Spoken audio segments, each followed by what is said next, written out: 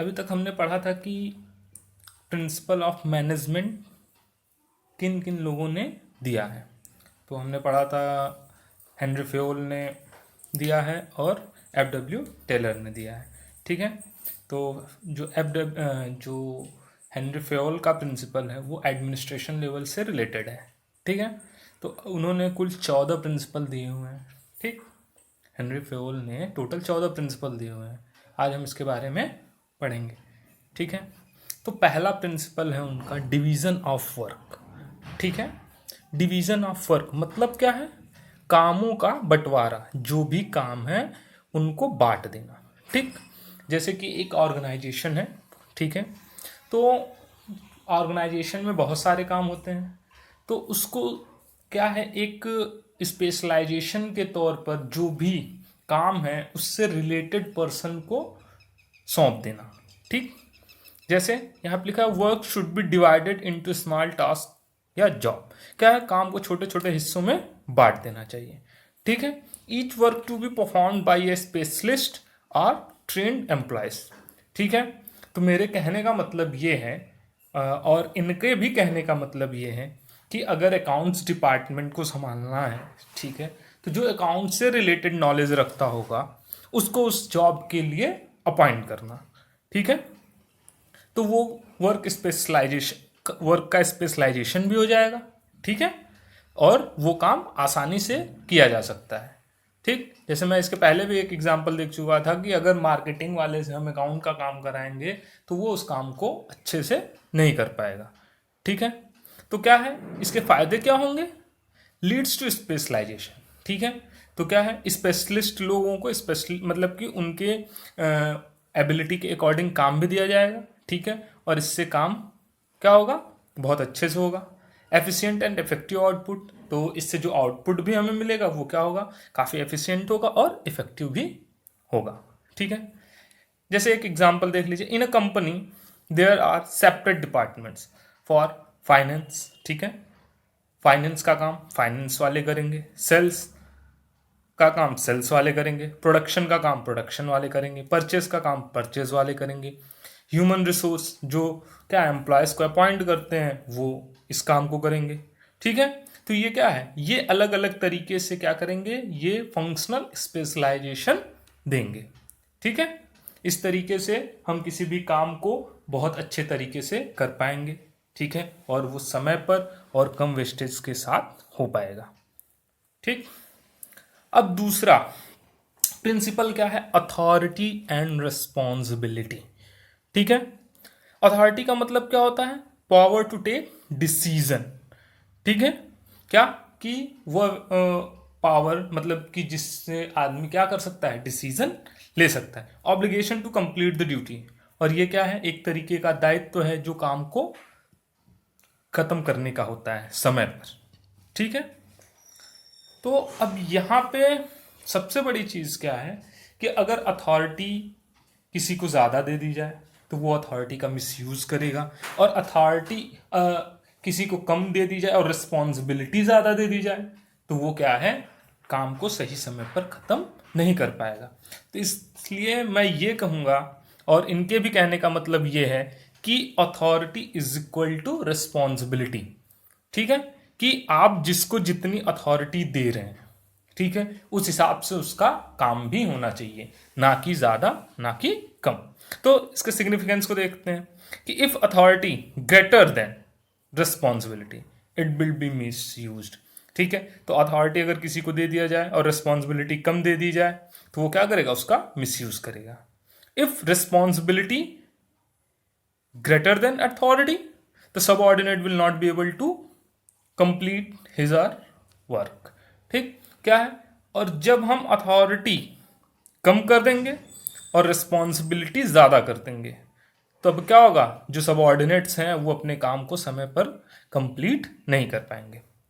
जैसे कि मान लीजिए, suppose the production manager of a company manufacturing scooter asks their foreman to achieve a target output of 250 scooters per day.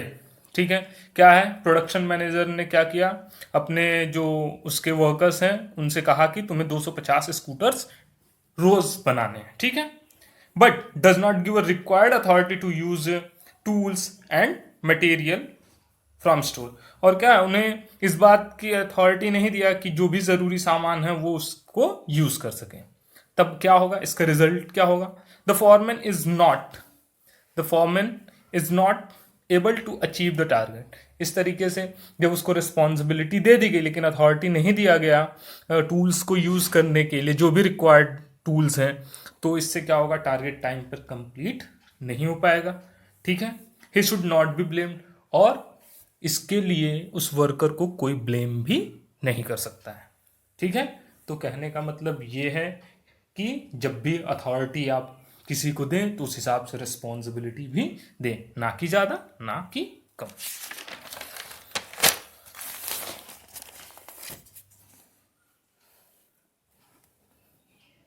अगला point है discipline, ठीक।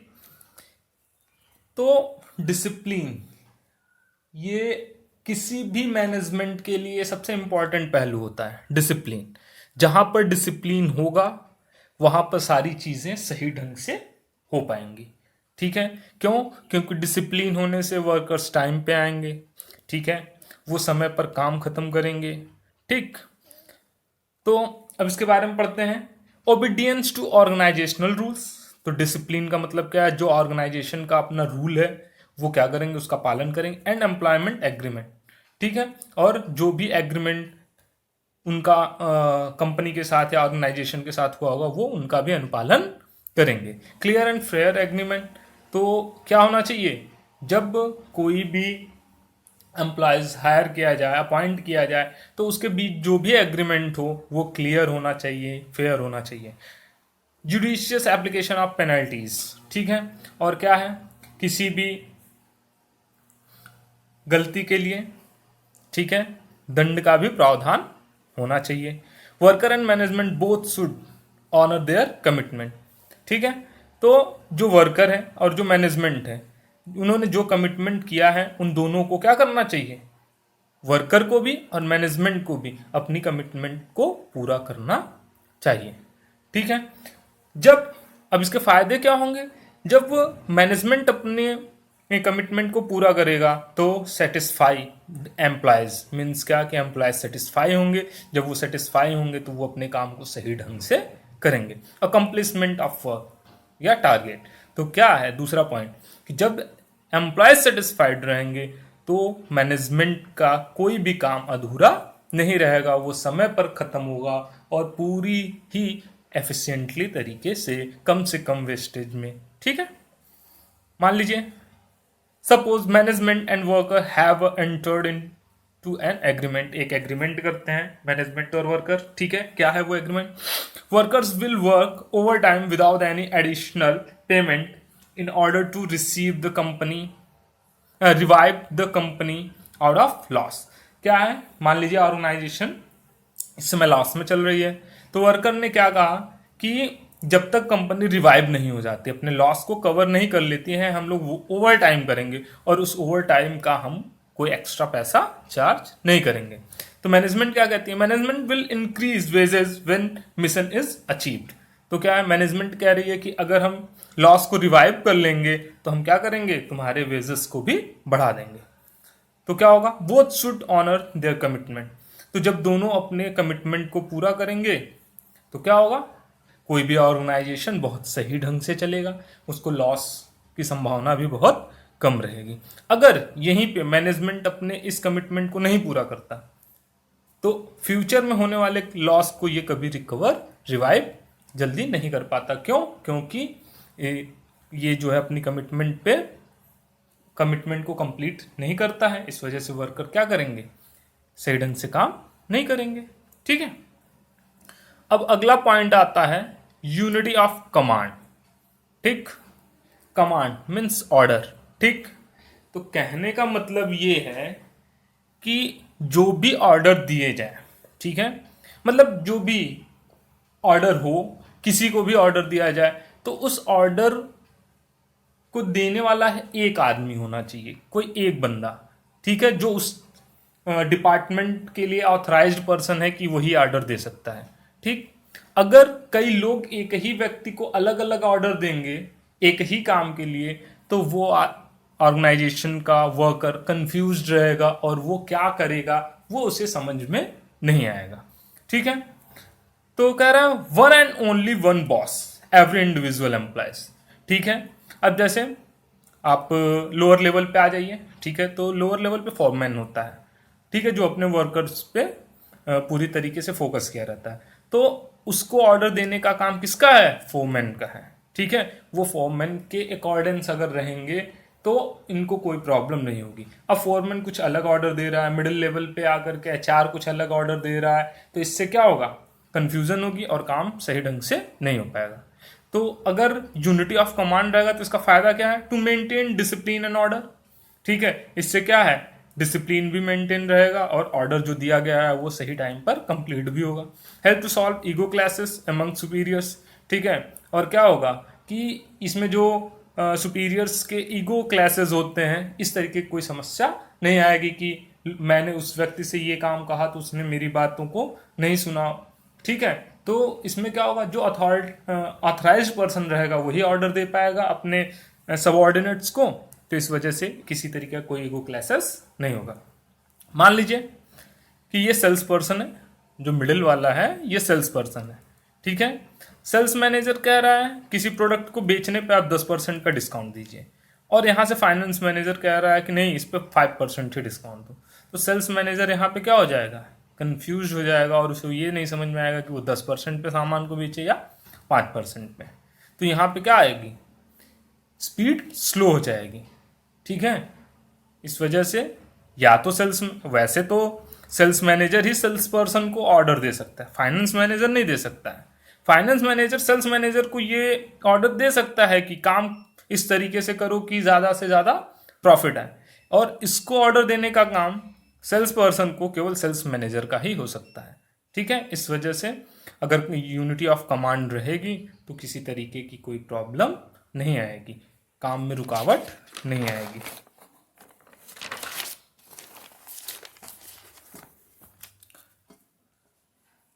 अब बात करते हैं अगले पॉइंट, 5वां पॉइंट, यूनिटी ऑफ डायरेक्शन। ठीक है, यूनिटी ऑफ डायरेक्शन मतलब क्या है?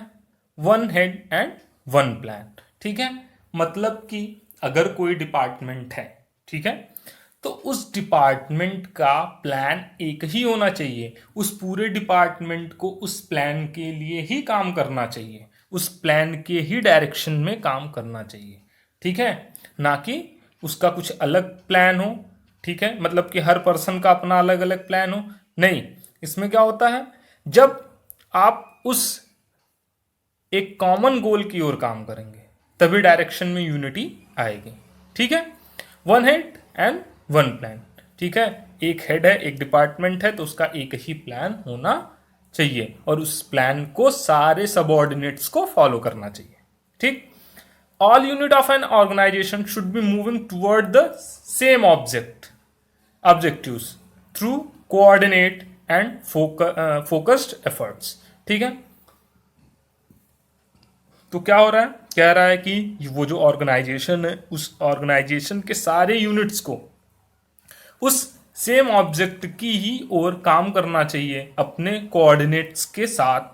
ठीक है, और उनके एफर्ट्स पर भी हमें फोकस करते रहना चाहिए कि क्या वो डायरेक्शन जो दिया गया उसके अकॉर्डिंग वो काम कर रहे हैं या नहीं, क्या वो अपने एम से भटक तो नहीं गए हैं। इस चीज़ पर भी हमें फोकस करते रहना चाहिए। ठीक है, तो यूनिटी ऑफ डायरेक्शन आपको समझ में आया कि उस ऑर्गेनाइजेशन का जो भी एक कॉमन गोल है, जो भी ऑब्जेक्ट है, उस ऑब्जेक्ट की ओर सारे यूनिट को काम करना है। Significance ensure unity of action. तो ये हमें क्या पता चलेगा कि इससे हम ये तय कर पाएंगे कि जो भी एक्शन लिया जा रहा है, ठीक है, वो क्या है? वो एक ही डायरेक्शन में लिया जा रहा है। Maintenance coordination. ठीक है, और ये इससे भी जब हम यूनिटी को इंश्योर कर लेंगे तो इससे हमारा ये भी पता चलेगा कि सभी लोग कोऑर्डिनेशन के साथ चल रहे हैं। मैंने पीछे चैप्टर में आपको बताया था कि बगैर कोऑर्डिनेशन के मैनेजमेंट का कोई भी हिस्सा सही ढंग से काम नहीं कर पाएगा। ये टोटल जो मैनेजमेंट है ये कोऑर्डिनेशन पे भी डिपेंड है। ठीक है, अब मान लीजिए इसमें कई तरीके के एम्प्लॉयज़ हैं। ठीक है, मान लीजिए ये एक एम्प्लॉय है, वो क्या चाहता है, अपने प्रतिष्ठा बढ़ाना चाहता है भाई, अपना लेवल बढ़ाना चाहता है। दूसरा है I want my future secured, ठीक, वो अपने फ्यूचर को सिक्योर करना चाहता है। तीसरा है I want to earn more, वो क्या चाहता है कि वो ढेर सारे पैसे कमाए। चौथा कहता है कि I want to be a satisfied, ये संतुष्ट होना चाहता है। ठीक है, तो ये सारी चीज़ें, इन सभी लोगों की ये जो चार अलग अलग तरीके के एम्प्लॉयज़ हैं ये अलग हैं, लेकिन इन ये सेटिस्फाई कहाँ से हो पाएंगे, जब ये ऑर्गेनाइजेशन के गोल को अचीव करेंगे। ठीक है, जब ऑर्गेनाइजेशन के गोल को ये अचीव करेंगे तो इन्होंने जो काम किया होगा, इनके काम की वजह से इनकी प्रतिष्ठा बढ़ेगी। ठीक है, ये जब सही ढंग से काम किए होंगे तो इनका फ्यूचर भी सिक्योर होगा। ठीक है, जब ये तीसरे आदमी जो हैं, अगर इन्होंने सही ढंग से काम किया होगा, ठीक है, इनके डिपार्टमेंट ने उस एक डायरेक्शन की ओर काम किया होगा जिससे क्या है ऑर्गेनाइजेशन के गोल को अचीव करने में हेल्प मिली है, तो वो उनकी सैलरी भी हो सकती है इम्प्रूव की जाए, क्योंकि जब ऑर्गेनाइजेशन प्रॉफिट में होगा तो वो अपने एम्प्लॉयज़ के लिए कुछ ना कुछ ज़रूर करेगा। इस तरीके से जब वो ऑर्गेनाइजेशन के गोल को अचीव करेंगे तो ये अपने जो इन लोगों की इंडिविजुअल नीड्स हैं ये भी पूरी हो पाएंगी। ठीक है, अब अगली बात करते हैं रिमनरेशन का। ठीक है, रिमनरेशन ऑफ एम्प्लॉयज।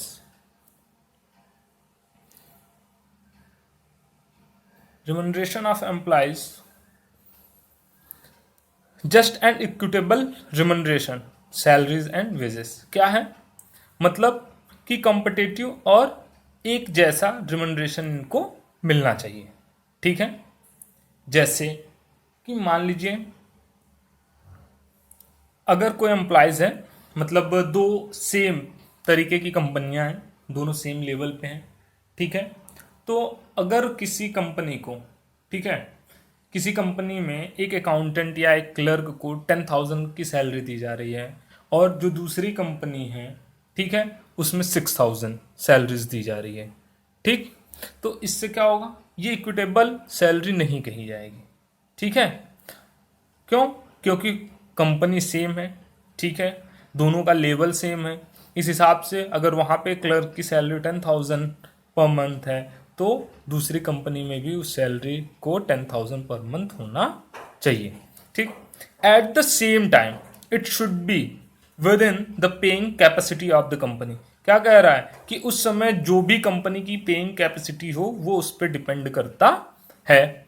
ठीक है, ensure good relation between worker and management. ठीक है, इससे क्या होता है, अच्छा रिलेशन वर्कर और मैनेजमेंट के बीच में स्टैब्लिश होता है। Satisfaction of both employees and the organisation. देखिए भाई, ऑर्गेनाइजेशन को भी सेटिस्फाई होना चाहिए और एम्प्लॉयज को भी सेटिस्फाई होना चाहिए। ठीक, अगर दोनों सेटिस्फाई हैं तो ठीक है, ठीक, नहीं तो ऑर्गेनाइजेशन अगर सेटिस्फाई नहीं है तो एम्प्लॉयज के लिए प्रॉब्लम है, अगर एम्प्लॉयज सेटिस्फाई नहीं है तो ऑर्गेनाइजेशन के लिए प्रॉब्लम है। ठीक, तो इसलिए दोनों, अगर आप काम ज़्यादा ले रहे हैं तो आप ज़्यादा सैलरी दीजिए, उसकी एबिलिटी के अकॉर्डिंग सैलरी दीजिए। ठीक है,